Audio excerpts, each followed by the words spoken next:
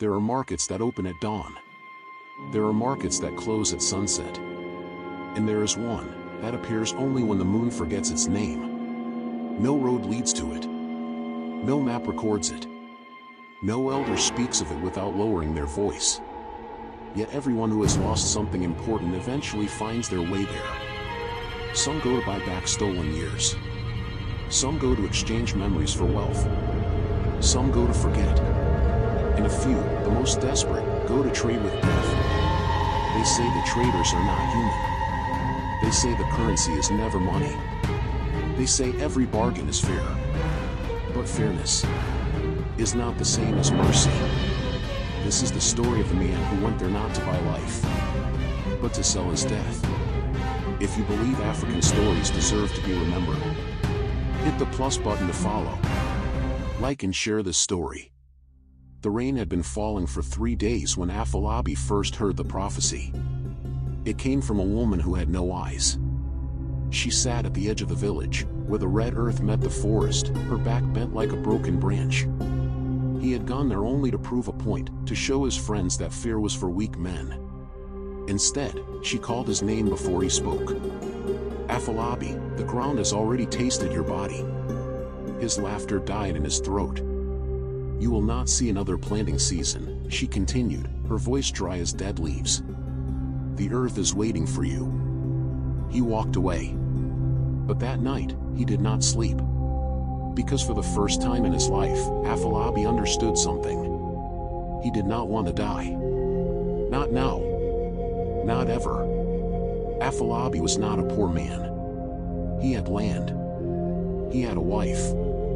He had a son whose laughter filled the compound like music. But the prophecy sat inside him like a stone. Every cough became a warning. Every shadow became a grave. He stopped walking at night. He stopped eating certain foods. He began to visit every herbalist, every priest, every diviner. Each one gave him something different. Charms. Powders.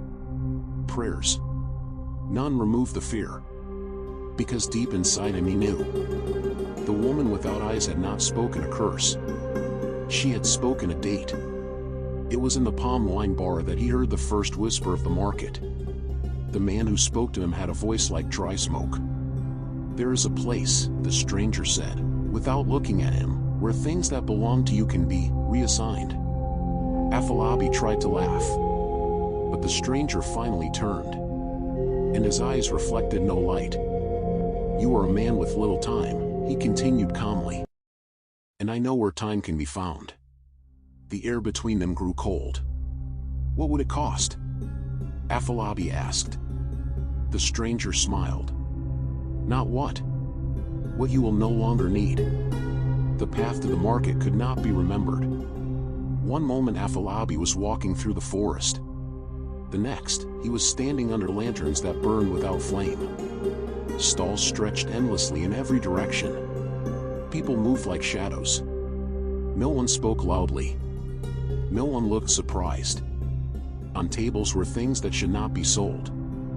A woman's singing voice. A child's shadow. A warrior's last breath trapped in a bottle. Afolabi's heart pounded. Then he saw the stall with no trader. Only a black calabash. And behind it, a figure that looked exactly like him. You came, the figure said. Its voice was his voice. You are my death? I am the end of your days, it replied calmly. Afolabi's knees weakened. I want to live. Everyone does. I will give anything. The figure tilted its head. You misunderstand.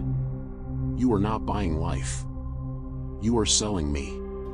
The market grew silent. If I sell you, Afolabi whispered, I will not die. You will not belong to me anymore. The words felt like sunlight. Done. The calabash opened by itself. Inside was darkness that had weight. Step away, said his death. Once this is complete, you and I will never meet again. Afolabi stepped back and watched as his own death was poured into the calabash and carried away by hands that were not there. The trader returned with a small mark burned into Afolabi's palm. Transaction complete. The first accident happened 2 days later. A tree fell on him during a storm. It broke. He did not. A knife slipped while he was cutting meat. The blade bent. His skin did not open. Fever came. It burned through the night. By morning, it was gone. The prophecy had been wrong. Afolabi began to laugh again. He began to drink again. He began to boast. "I am no longer a man who will die," he told anyone who would listen. And slowly, people began to step away from him. Because there is something unnatural about a person whom danger cannot touch. It started with reflections. In water. In mirrors. In polished metal. His reflection moved slower than he did. Sometimes it did not move at all. Then came the dreams. He stood in an empty field. And behind him stood a version of himself made of shadow. Watching. Waiting. Then one night his son asked, "Father, why is that man standing behind you?" Afolabi turned. There was no one there. But the oil lamp went out. He stopped aging.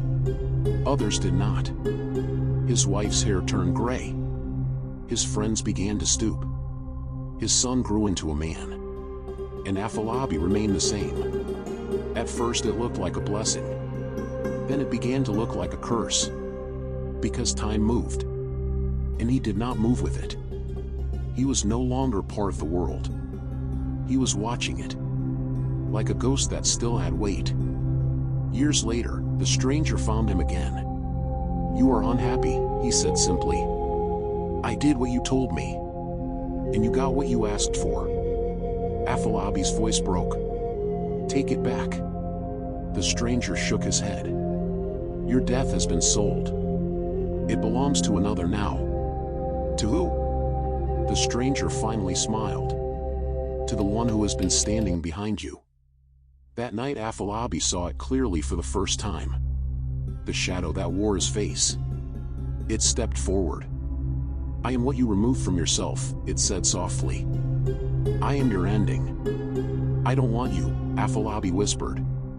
"You cannot live forever," the shadow replied. "So I will live in your place." And then Afolabi understood the true meaning of the bargain. He had not escaped death. He had become something that could never finish living. The shadow smiled. And walked into his house. Where his family still slept. Afolabi ran after it. But his body no longer obeyed him. He could not enter. He could not speak. He could not touch anything. He stood outside his own life. Watching another version of himself take his place. Grow old. Laugh. Die. Be buried. While he remained. Unseen. Unending. Una live.